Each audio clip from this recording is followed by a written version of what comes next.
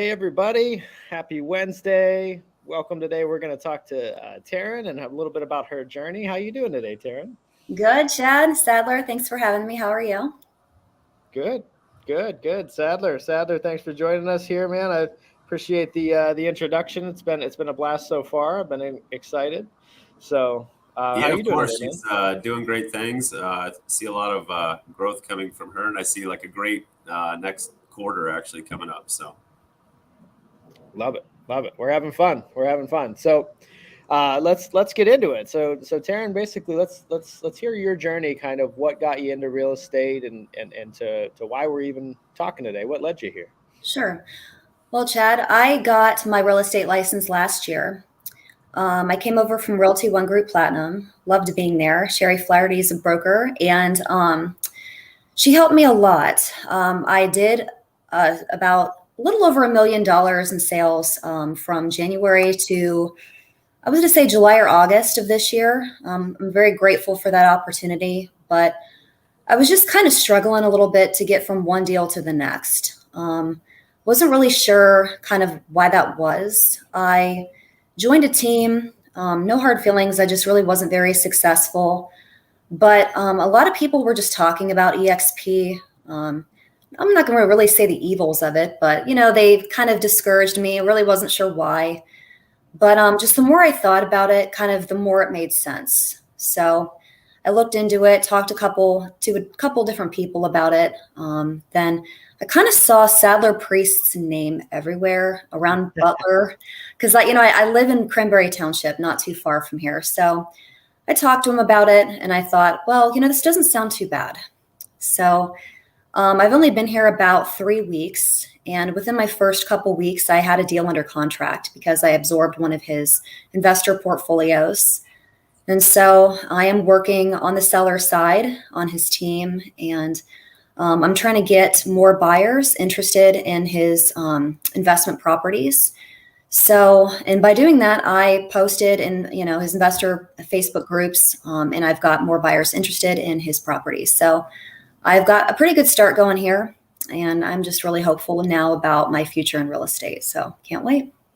I love it. Well, and I like to, we I think one of our, what was it, Brent Govit says, we love happy people, right? Like it's cool to hear that, like, you're happy and grateful for the other experiences. Like, I genuinely believe that every agent can do well at literally every brokerage around. It's really, though, I think at the end of the day about finding kind of your tribe and the people that like speak to you or lift your business up, whether it's mental state, whether it's systems and processes, whether it's, opening the door behind the scenes to lead gen, or what goes on in a top producer lifestyles, or giving you shots at things that you haven't had, like throwing you in the fire so that you know what it's like to be in deals and how that, goes. It's probably, you were just sitting there waiting for something, and now you're getting it, and you can kind of discern how to re-engineer that for yourself, I guess, basically from there. So I love to hear that, like, you're appreciative and enjoyed your time,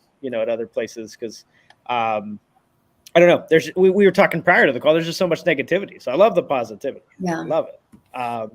Love the positivity. So I guess I one of the things I'd probably like to unpack, I don't want to go just straight into EXP the whole time, but like I saw this today on a mastermind post. There's a lot of misinformation out there about EXP, especially now because everybody's gotten the DM, hey, you should join me at EXP at this point.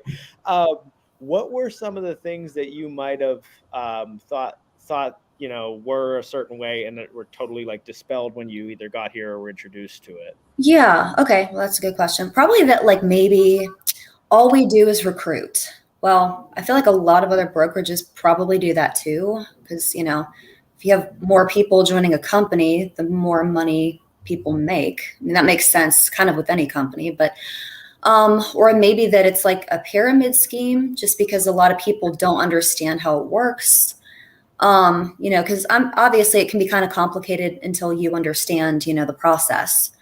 Or it's just like maybe not like a real company or something, just because, it's not how, like a Coldwell Banker or a Howard Hanna or something is set up typically.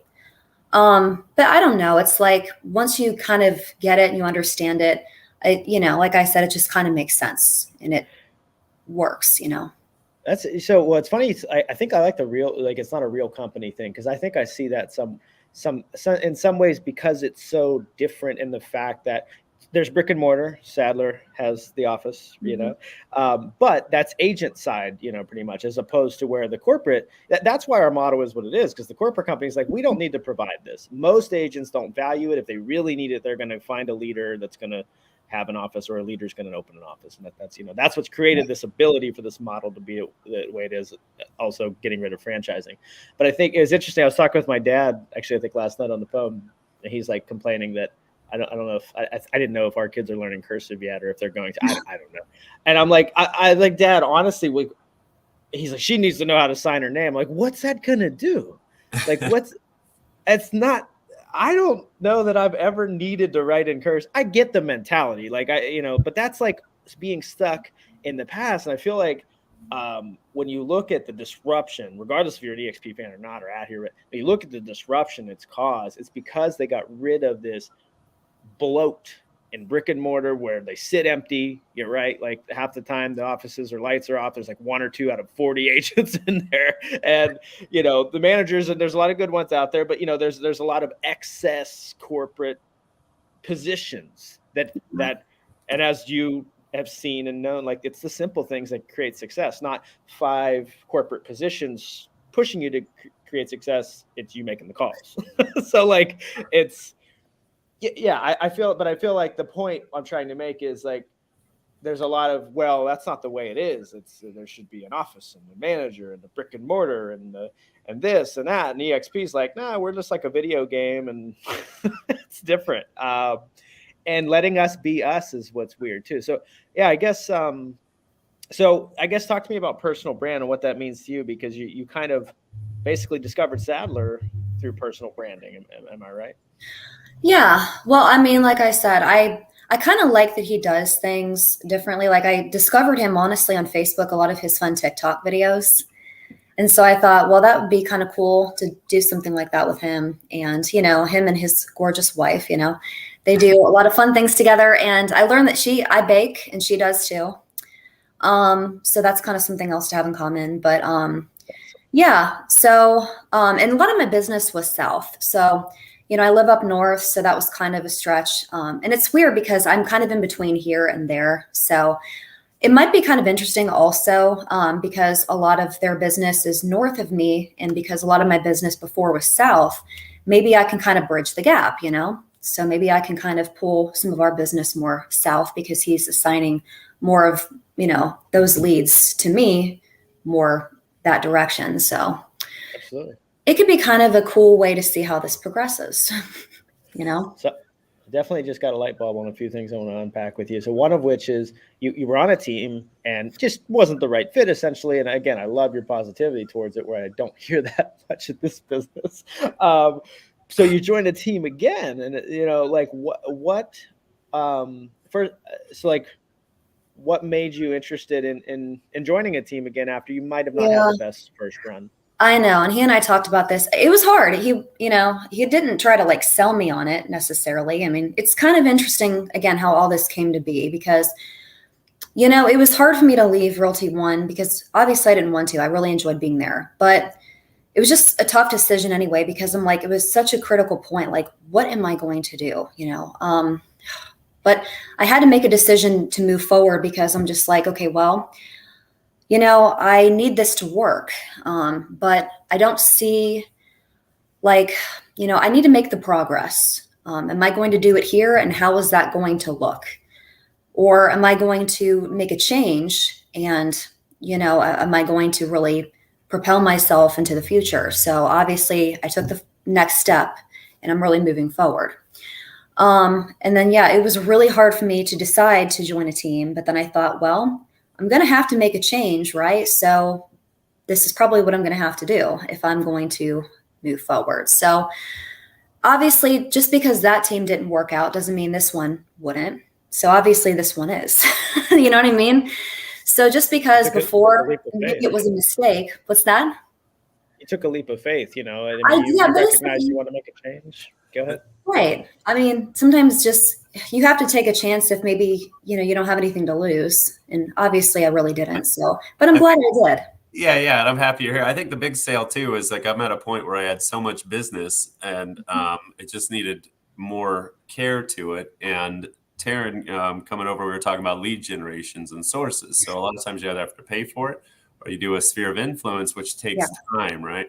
So if you're paying Op City, let's say, for instance, 35%, might as well pay a team and get support, guidance 24/7 and all of that for the same amount, and hopefully you'll learn what you're doing, get your own lead gen going, and go out on your own. So that's basically the incubation. And there's and even on my side, like running a team myself, where I didn't realize that I guess the value that we provided outside of just lead gen. There's like the little new, like whether it's mindset, like little things where, we'll make an unlock. Like we've saved like 3 deals for some of our team members in the last couple of weeks by like them calling and having me help them with the scenario, by me telling them that they were wrong when they thought they were right. Like just having that kind of like your star players on a football or hockey team or whatever, in professional sports, they have a coach, like, you know what I mean? They have somebody unlocking those things so they can focus on. Well, sure. That's kind of what I was going to make. Like he has that experience versus Op City is just like, okay, here's the lead. It may or may not work out, and we don't really have a way of determining that, but here's somebody maybe looking for a house because they were on our site. But Sadler, like maybe on Follow Up Boss, is like, okay, here's somebody I've been working with, and here's the whole conversation, and I've talked to him. So here's maybe what you can do with this. So that to me is way more valuable and what I'd rather pay my 40% commission out of. You know what I mean? So, and then he can also help me with this. Yes. So it's huge. Yeah. It's win-win-wins. I mean, you look at even on this call, right? Like I'm here to help both of you succeed because of the rev share model. Sadler's here to do big things, and he's got a little more than he can handle. So you would find a win-win scenario there. So like right here, like we all have pieces that can complement each other, and we can move forward towards a unified goal. Like that's power. That's it, which is actually a perfect segue because I wanted to talk a little bit about a lot of people when they join here or are about to join, they feel they might be left on an island, or that's another misconception I've seen because it is virtual. I mean, well, Sadler does have the office, so but still the company as a whole on the corporate side, and I feel like you've experienced outside of Sadler's office. I mean, obviously we're talking here as well. How alone do you feel joining in the first 3 weeks? Like, and maybe in comparison to what you've had before. No, so it was the best of both worlds. Like it was great. I could still visit with him in the office, but then we could also do Zoom. But then, I mean, honestly, like anytime I message him, like within minutes, he was responding. I mean, that's fantastic. I'm not saying like, at Realty One, like nobody was ever there for me. Of course, I still felt that sense of, anytime I could ask for help, people would respond. But, just as a solo agent, and I still had the option to do that at EXP, but I felt like, there's a lot more resources and tools for me to be able to succeed, I think, versus like, I don't know what to do. Like, I just part of also like before I think this is the biggest decision that made me join EXP was that a couple months before I joined a program, and I'm regretting it a little bit because it is so expensive and I'm still kind of paying for it and not knowing what to do, if I should end it. And I talked to you guys about this. I guess I won't name it just to kind of save face here, but I joined a program because I was desperate, and it wasn't just a lead generation one. It was trying to know how to generate my own leads and just, being a better agent in general. But it was coaching and consulting, and I'm still getting something out of it. Don't get me wrong. But because I needed help and I didn't know what to do, and just more back end support. And again, I'm still getting something out of it. But in July, when I still was trying to figure it out and I did hit that $1 million mark, I'm like, okay, desperate, please help me. I don't know what to do. I paid through the nose for it, and I'll still be paying for it. You really got to put some work into it to get out of it. And I get that, but I'm not going to say it was a mistake. I feel like I didn't need to do that if I had joined EXP sooner, or again, I was on a team at the time. So that should really tell you, I should have probably thought about it and made better choices at the time, because I probably should not have I still think you made a pretty good choice. You invested in yourself. Yeah. You did. So that's, at least you tried. I can tell you countless amounts of money that I've given to programs that promised this, that, or the other and never got one lead or one out of it. So sure. I'm not saying that was that. I'm not saying that was this case, but it's part of the. Yeah, no, I understand what you're saying, but because I looked for a long time when I was on the team, thinking maybe we could be equal partners, and obviously that wasn't the case. And I get that that's not how teams work, but I'm thinking there's so many programs out there that are just lead generation. This one wasn't, so that's why I went with it. And I'm not saying they take advantage of people; they do want to help people, but then I kind of got stuck with this, and I joined EX. I just feel like maybe I didn't do things the right way. But then, of course, your first year, you make mistakes, you learn, right? And that's what you're supposed to do. So. Yeah, I mean, that's any successful person I've ever talked to has made some very serious. The bigger success they've had, probably the more serious mistakes they've made along the way, and more of them. Yeah. So fail quicker. But I think what you're kind of going through there, or what you're like, is really the disruption. I mean, EXP, like, if you don't dive into it, you don't, it's no different than, okay, I'm at Coldwell Banker and I'm considering Remax, Realty One, Howard Hanna, I'm considering, and it's just another notch on the belt. It's just another one. When you start to realize, I think, the difference in the model and the mindset, and just that it is very unique.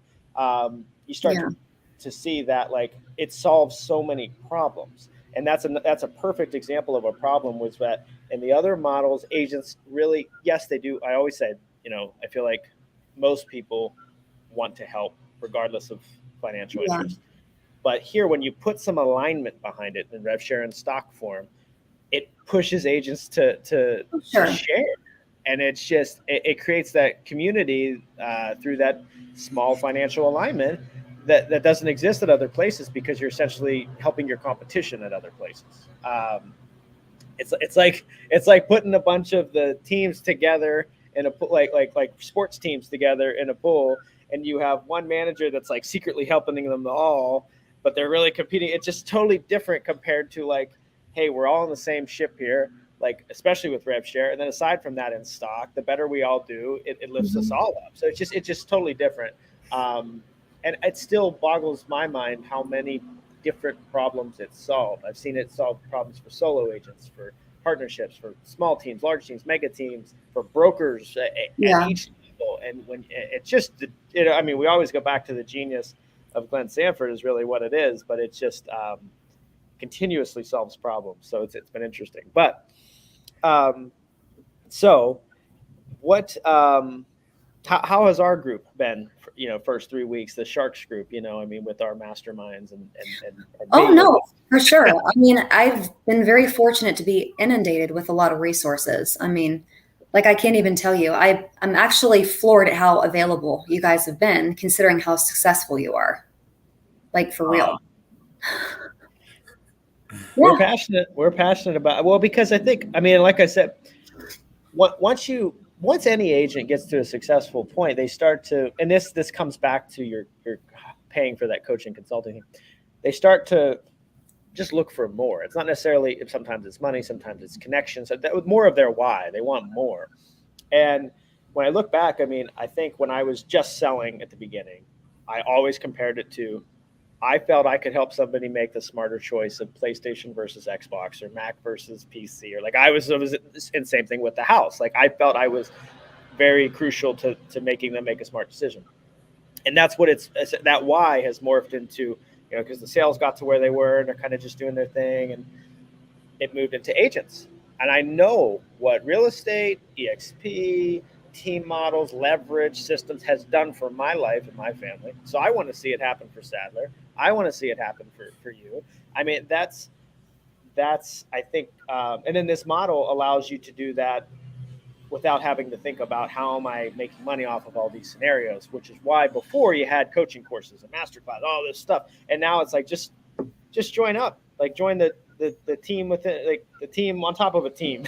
it's like the new team. I'm getting the grass cutters here, so I might mute for a sec.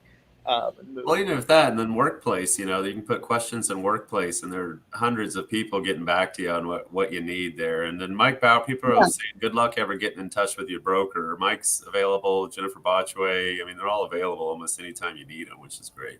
I think that's a lot of times. I think I've heard that a couple times, is that good luck ever getting a hold of your broker on the weekend or getting a hold of anybody. You'll have no support. I've heard no support quite a bit, but it's quite the opposite. So. Well, the thing is, I feel like, honestly, you guys have been so available. I don't really feel like I need to talk to them so much unless I need to go above you for some reason. Yeah.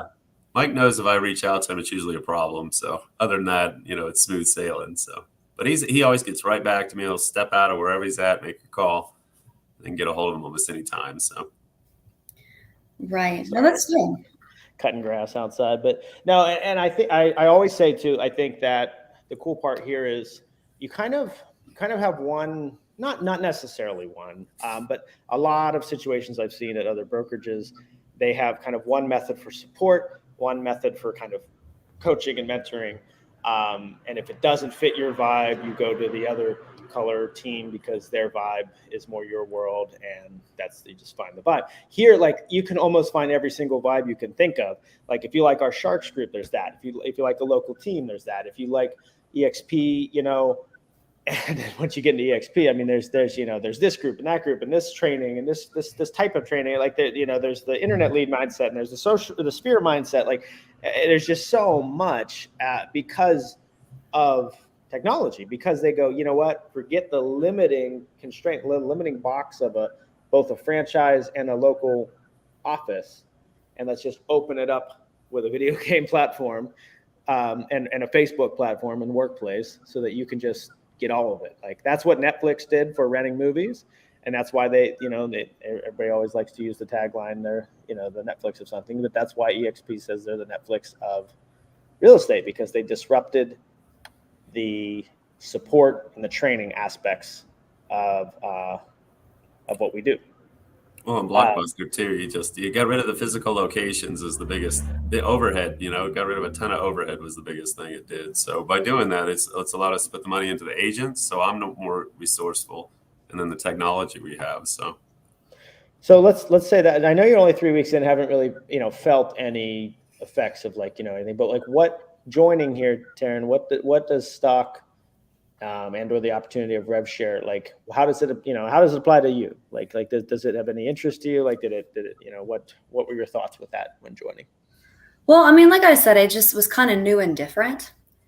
And it makes you care more, obviously, especially if people do join under you. I mean, you are Sadler's sponsor. Sadler is my sponsor. And I think when we were talking the other day about recruitment, and then that's kind of, I guess, a dirty word. What do you call that instead of recruiting? Attraction. Yeah. Okay.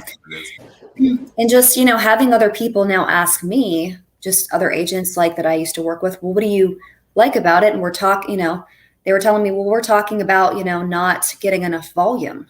Because we're working hard and not seeing results these are agents that have been very successful. They're asking me now, I don't know what to, I'm like, that's weird. Okay. Because, it's not even because, I posted that I got something under contract just in, the last couple of weeks, and they're like, okay, well, that's pretty cool. And I'm like, yeah.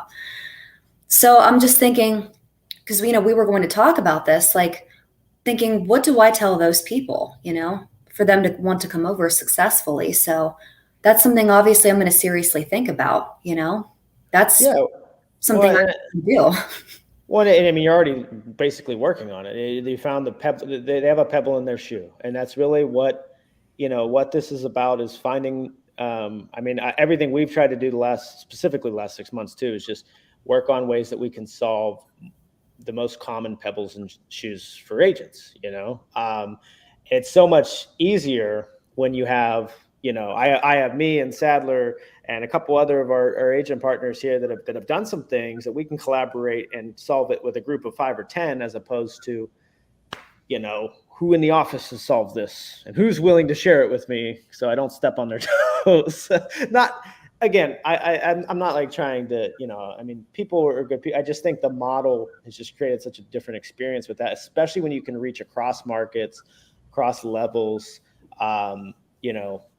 get people's attention that you didn't have to buy their coaching course. You know what I mean? That kind of stuff. Like it's just a different environment. And a lot of people don't understand it. I'll be honest with you. I didn't understand everything here until like probably a year and a half in.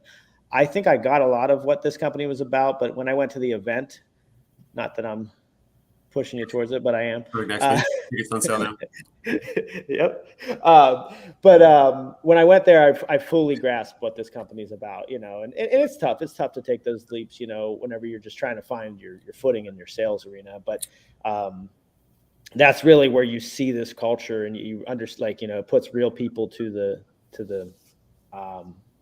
you feel it. Like you feel it's such a different energy, those conferences. They're very different. You see these people that are $100 million producers. Go Bethke. You walk 5 feet away from her, and she's humble as heck, too, because you're a partner. You're owner of the same business, and she's like, "Hey, good seeing you," and then she'll go on, But still, they take the time. Glenn Sanford, our founder, will sit and shake hands with you and say hi. He's at all the events because we're all owners of the same company, which is really cool. I know I've been to other events and been just walked past several times by people, so. It's really cool though. It's great events because everybody's very humble. So, and you got to be in the room with people bigger than you if you want to, do big things, and it's contagious. And we're going for it again here next week. I'm excited, but all right, now I'll stop plugging that event. So what, I want to, I guess, to finish off here, my last one or two questions I want to give you is why I love people's why. That's my main thing in the last year or two is what is your why? So Taryn, why do you do real estate? Why do you work every day? Honestly, to be honest, I won't really disclose that. It's just a very personal motivation for me, if you don't mind. But it's just the short of it is something like this is good for me, just with my work ethic and stuff. And I've done, things for much less reward for this same amount of effort. Commission only sales. Like I used to sell home security door to door in any kind of weather, for much less money. Money. I mean, it was rewarding in the sense that you get to protect people's homes right after they buy them. So it's well, if I'm willing to do this for $300, and they just bought the house, why don't I just sell them the damn house and get at least $3,000? You know?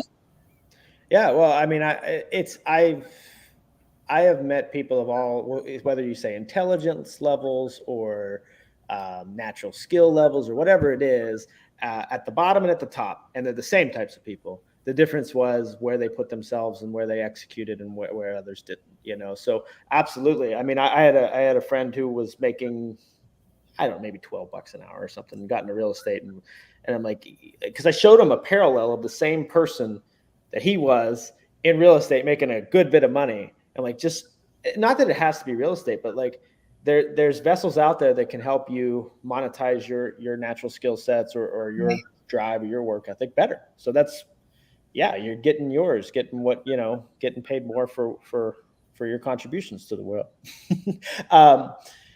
And so what about what's the vision? Where do you want to be in real estate in a year or 2, 5, or what's the ultimate goal for you out of this? Well, I mean, obviously everybody wants to make more money, right? So I've learned a lot this first year. So with Sadler's help, obviously, I would like to just be a lot better at what I do this time next year and just at least double my income and my volume. So I think that's obviously very doable. Represent more sellers if possible. I mean, I know it was harder for everybody the last couple of years, but definitely think I can do that. So don't see why not. Perfect. So doubling the business. Okay. Working with more sellers. Love those goals. That's fun. And for those who don't sit on little one-on-ones with me all the time, I get fired up when we can talk about how we can solve problems. So stupid. But yesterday, Overwatch 2 came out for any video gamers. My wife loves to play Overwatch. Couldn't log on because the servers were they're actually had a cyber attack, all that stuff. Long story short, I was just diving in to figure out how we could log in because we wanted to play the game on launch day, and found that if you used a VPN and used the European servers, it would get you in. It's but it was just cracking me up because when I'm doing this, this is all about problem solving, and I'm just addicted to that. And I will say to any agents, whether on the, you guys or anybody watching this, whether you're existing or looking into getting real estate, problem solving is definitely in real estate, the number one skill set you need, whether it's saving a deal, figuring out how to properly lead gen, organize your chaos of a day. Problem solving is like the number one skill set you need. And that was going to lead to something, but it's basically entrepreneurship in a nutshell, right? Solving people's problems. So sellers, doubling your business. We'll definitely double it. I have some goals we'll talk about, so it'll definitely. Well, if you have anything, feel free to take it for a second, because I had a point to where I was going. And then I want to get our team. I want to hit our team next year at 20 million. So I'm going to try and set you guys at 4 million each, and then 4 to 5 million each, 555, and then we'll get right in there. And you triggered it. Sadler's big thinking triggered it. So not big. It's not. You can achieve that. Absolutely, you guys can achieve that. We're doing 11 or 12 almost on my own here. So, geez, yeah. So this is the perfect one, and it's definitely one to go to. My wife. Yes, absolutely. We see her. So scary sentiments out there in the world right now in terms of like interest rates, just economy, like stuff like that. And we're sitting here talking about doubling businesses, growth, and we all seem to be pretty excited. So I guess how do you feel? Is that Heidi? I'm assuming it's her. It's his Facebook user. I love it. So we'll see you next week, Heidi. I'll see you in Vegas. Taryn, tell me about like with the fear side, like the fear that's out there. How, like, you seem to have none entering towards like growing your business. Like, how do you feel about attacking that in the next year or so? Well, obviously I have a lot more confidence now, just being a little bit more of an experienced agent. I mean, come on, Op City tells me I'm an experienced agent, so it must be true. No, and just having a better, I know, right? Right. Yeah. No. But no. And, obviously having a better mindset now, I think, going into, just being on Sadler's team. I'm not saying because I started over per se. I feel like I had things to bring to the table, maybe because it's not like I started from scratch or anything, but I'm just glad I had some experience, but obviously I was still willing to learn. I wanted to be coachable. Obviously I had a lot of questions just about EXP, and I didn't pretend to know everything coming onto the team. I mean, obviously he knows that. I'm always wait, so what is this? And wait, what are we going to do? Obviously he knows I'm the question queen, and always every day, talking to him about stuff, probably on an annoying level. But at the same time, obviously I think that still shows that I'm willing to it's expected, put forth an effort, you know what I mean? And I'm still willing to learn and not be set in the ways that I was coming over from, well, this is how we did it. You know what I mean? Because I feel like a lot of times agents might do that when they join another company. I don't know, but sure. I think I try to still have reasonable expectations. Because when I say double my business, I think about it exponentially, but I still try to take other factors into consideration. Yes, the market, the economy, and what buyers and sellers tell you. Oh, I don't want to sell my house for less than, even though this is the market value. Or buyers are always going to think they know more than you do. It's okay, well, or, it's well, I understand they are gun shy because of interest rates, or they're still comparing, to, a year ago or whatever. They're always never going to think it's the best time to buy. And obviously you're not selling them the house. You're not saying, well, this is why you should. We always say just buy when, you want to move, whenever, it's the right time for you. If you get the job, this is why you should move. I don't know. But, I'm just thinking the reason I switched is because, I don't want to worry about one deal from the next, or if this one falls through, then I have nothing, because for us, it's about the stable income and the consistency of deals. But I understand it's the nature of the job also, to figure out, yes, that problem solving, and to okay, well, this is probably how deals are going to go. There's going to be problems with inspections or appraisals or whatever, and just knowing how to handle that. So I've kind of gotten used to that a little bit more. There's never going to be a deal where it's going to go perfect and smoothly. So I've kind of navigated that a little bit better and kind of gone into real estate thinking, okay, so this is what my expectation has to be. But I'm obviously up for the challenge and thinking the next year, like taking these things into consideration when I think about my income. And I show Sadler like my war map, which is the best thing I think I got out of this program. That's awesome. With income projection and goals. Absolutely.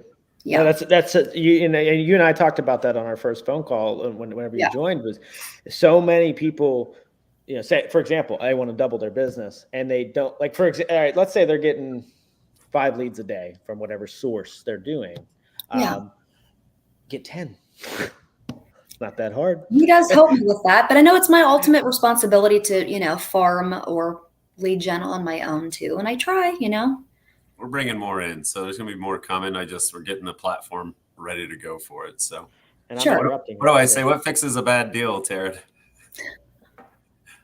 More deals. Yeah. More deals. It's true. It's true. Well, and when we say bad deals, like I've definitely experienced this recently with a couple agents I was coaching. It was like, bad deal to us is just basically a deal that's falling apart. But when you look at it from the client perspective, right, like it wasn't the right fit for them. And when we don't have enough business, we're like, come on, we need the check. Not like we're forcing them into anything, but like just we need to feed ourselves and our families. So like we need the check. But when you have 1 deal under contract, that's 100% of your income. When you have 10 under contract, that's 10% of your income. So it's actually more beneficial for your clients if you can get more predictability, more stability in the business, because then you can stop worrying about, will I be able to, pay the heating bill, or can I just? No, I hear you. But also, like when I sense a deal is kind of going awry, I know that a lot of times, well, obviously, the agents and title companies and whoever's involved, I know obviously we all want it saved, not just for our income's sake, but I find that more often than not, right, the buyer and sellers don't want it to fall apart because, well, the seller obviously wants the check too, but the buyers really seem to want the house regardless of what the situation is, right? Sometimes. Usually. It depends. So when they get their cold feet, there's nothing stopping them from like. I actually haven't had that happen yet.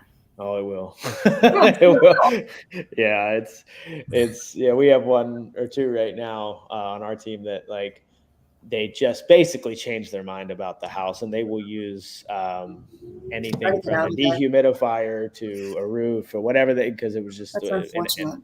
That they just say is this way. Or they have their friends say that they told them this, and then you bring in I said this to my agent, so this is a good one. So if you haven't had this yet, or for any agents that watch this, take this note. We had a client where they found a problem with something. They had their friend found a problem with something. Oh, we could bring in the biggest, baddest expert that's 100% correct and prove them wrong, and they would not listen because they changed their mind. And what you figure is like, as soon as you bring in that expert, which we have, which I said, don't even bother because you're going to bring them in and then that client is going to think that you paid them to say it or something like that. Mm-hmm. So it's going to damage the relationship. Keep its relationships kind of over transactions. Keep your relationship with the client always. Save the deal if you can and if it's in your client's best interest, but keep your relationship with them. Even when you kind of know they're wrong, try to have that foresight of if you'll actually be able to convince them otherwise. That's I guess a little bit of skill in thinking forward. But like, I played it out for them. Like, you bring this person in and you prove that friend wrong, they're not going to listen anyway. So don't waste your time. Preserve your relationship. You know what I mean? Right. I mean, I've tried my best to remain objective with a lot of things, but I find it hard sometimes because you do want to, protect their best interests and also preserve your own integrity. It's tough. I mean, and that's why the first problem, this is definitely a common arc I see. The first problem is getting success. The second is stability. We'll call it stability. And then the second problem is managing the the therapist side of the business that we all end up doing, whether it's agents or clients, actually. Because with its agents joining, you need a lot of therapy when you're jumping ship sometimes, especially an agent with 10 deals under contract. You need a lot of therapy. They always have their moment where they're about to lose their shit. But that said, clients do as well. And I love the ABC method. It's the simplest way for me to explain it. And you both probably heard it before, but you just give them, look, there's option A, seller's best interest, option B, neutral, option C, buyer's best interest. I recommend a C to B option with a kind of middle ground here. Let me know and this is why I recommend that. And I think we'll end up here if we do that. Let me know your thoughts. And you get out of the way. You advise them. You give them you bullet point it for them. Give them the facts. You give them why. You give your opinion and advice on where they should go. And you back off and you don't think about it all night because first of all, you're not getting paid to think about it at 10 p.m. And second of all, it's not your decision. It's not your decision. But that's the problem when people get 5-10 deals under contract. The first thing they start to encounter is when they were at 1 or 2, they took the weight of those clients' decisions with them because they are their personal advocate. I mean, you almost like become them. Like you become them with the decision-making process, and they become you with like the realtor knowledge for their situation because you're puking your knowledge into them, and they're puking their search criteria or their goal with their selling situation on you. And when you get 10 deals under contract at once, you cannot take the weight of 10 deals. I'm thinking about a lot that of agents do. Because before that really wasn't a luxury I had. Yes. That's why you need to always be closing and why coffee is for closers. ABC method. I know, because that's why before I was thinking I was the world's okayest realtor. Now. She bust out the props. Yeah, well, that's why, because I'm in the film industry. And so I have my little stand here whenever I have to film something. That's why I have like this, badass background for all these Zoom calls, right? I love it. Yeah, well, I guess it's kind of cloudy today and I don't have the overhead light turned on, but usually my lighting in here is much better. But yeah. I love it. I love it. You're prepared. Well, I try, but I don't have the kick-ass office that Sadler has. Sadler Priest Clubhouse. It's what? It's the clubhouse. It's the clubhouse. It is. It's fun.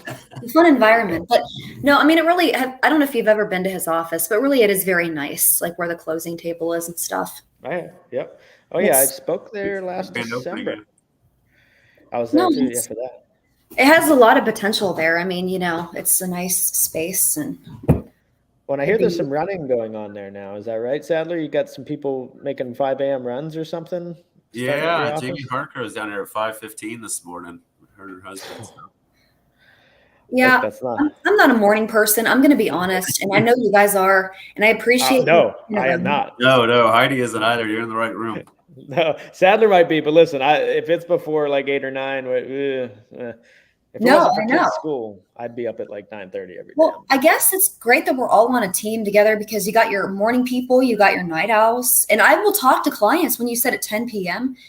because some people just are up at that time. I was asleep at 9 last night. So I would somewhat discourage that though. Like I know. I'm a night owl as well, but if you don't set like an 8 or 9-ish cutoff, eventually like they just never respect. Once you give them the opening, they never respect your time, and that's just simply not fair. Like with that. I know. Yeah, it's like you're not going to call your doctor at 10 o'clock at night. So yeah, and I'm not saying that you shouldn't deal with them, but sure. After 8 or 9, there's nothing wrong with handling it the next morning. No one ever died because of a real estate transaction. Not in. I said because. You could. So we've had a few of those deals, but. Oh my God. Oh yeah, those are fun to navigate. But we have one right now. The next morning it can always be handled. And coming back to where you mentioned setting expectations, such a big deal in everything, such a big deal with lenders, such a big deal with our clients, with our agents, everybody, just life. Yeah. Yes, all of it. So there's not, if you are busy or just whatever, I've told a lot of my agents this, like when a fire comes, and you're in a closing, right, at noon, and you know that you're done at 2 or 3 or 4, you'll have time to handle that fire. Say, look, got it, acknowledged. I'm free at 4. I'll call you. Yeah. Right.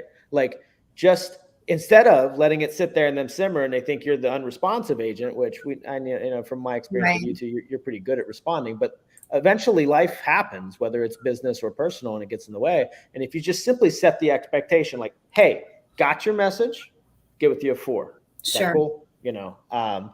That was a big unlock for one agent I coached, and it changed a lot because he would just kind of push it off because he was busy, and it created more problems. So setting expectations and when you're going to solve it, I think, is super helpful, and also important for you to keep doing the proactive activities. Like if you set that 12 to 2 time as your time to be proactive, and the reactive fire gets in your way, what is wrong with saying, hey, I'm in a meeting right now, or I'm occupied right now.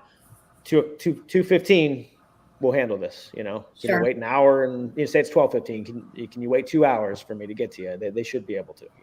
Because you don't expect your doctor to. Realtors have a bag of excuses. Yes. Yes. So a bag of excuses.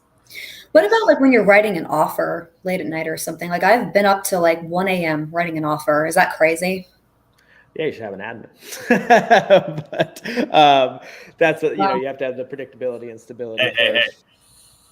I guess they don't write them. I'm sorry, entirely. They just plan them. But that said, I mean, I've been up at like 5 a.m. and written offers, which I know nobody's going to do anything with them then. But yeah, I mean, I've done it. Yeah, I've done it. But like, so how long does it take you, Taryn, to write an offer? Well, it depends on, just people on the other end communicating. Like if I'm trying to think on that, in that instance, because, the young couple was here locally, but then their mom was in another state. So that was kind of what the delay was, Yeah. I was there waiting, and I'm like, oh, geez, that happens. But but let's say you had all the details. How long does it take you to start that file and send it for e-sign? Honestly, the whole process, start to finish, if I had to do all of the documents, start like from scratch, less than an hour, honestly. So the 2 biggest tips I can give in that arena, though, is one, have like your standard, like a one sheet of everything that would be included on an offer, or make a Google form or whatever. So that way you could almost even have a blank one set there, where you could like fill it in as you go and then like you could circle the missing details you need and send that sheet to them people, and just wait and don't write it until you get it all back. But it could eliminate some extra text because you could just circle the pieces you need.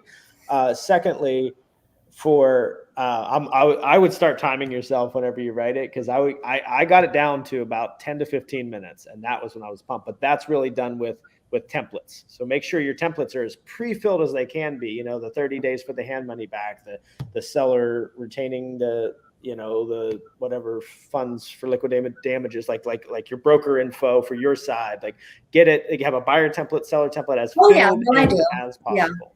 Yeah, sure.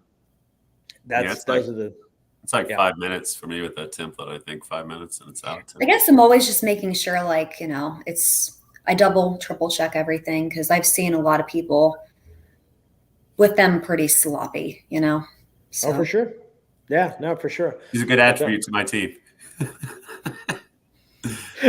What are you saying? I'll get to that. You compliment each other. There you go. That's a team, right? We're win-win. So cool. Well, we're approaching the hour-ish mark, so I think I'll start to wrap this up here. But I think we'll do a check back in with you, Taryn, and see if you've doubled your business, or if you're on track. We'll chat with you. And you joined our accountability calls on Monday. I love it. And I love what you said about being coachable and not coming in thinking you know it all, because let me tell you, that should never change. There's a lot of things I still don't know. I'm sure Sadler feels the same way. We should always be learning, right? Instead of always be closing, we should also always be learning. We never, life change. The only thing that stayed true throughout history is change. And no matter what you're an expert on, there's 50 other things or 500,000 other things that you're not an expert on. Glenn Sanford, amazing model. There's stuff that I probably know better than him. Again, this is probably not really real estate related, right? But like, playing Overwatch with Brittany. I don't know. Something, right? Something out there. I don't know. I wouldn't want to put that competition up, but there's always something that can be learned no matter what position you're at in life. So love that you have that attitude. So thank you again for jumping on here, Sadler. Thank you for shuffling your schedule around and dealing with my slapping it on the schedule. I'll see you next week in Vegas. Taryn, I'll be talking to you in our masterminds and any texts or calls, and Facebook world, wherever you're watching us at. Thanks for tuning in. We'll see you on the next one. Thank you guys so much. I appreciate it. Bye.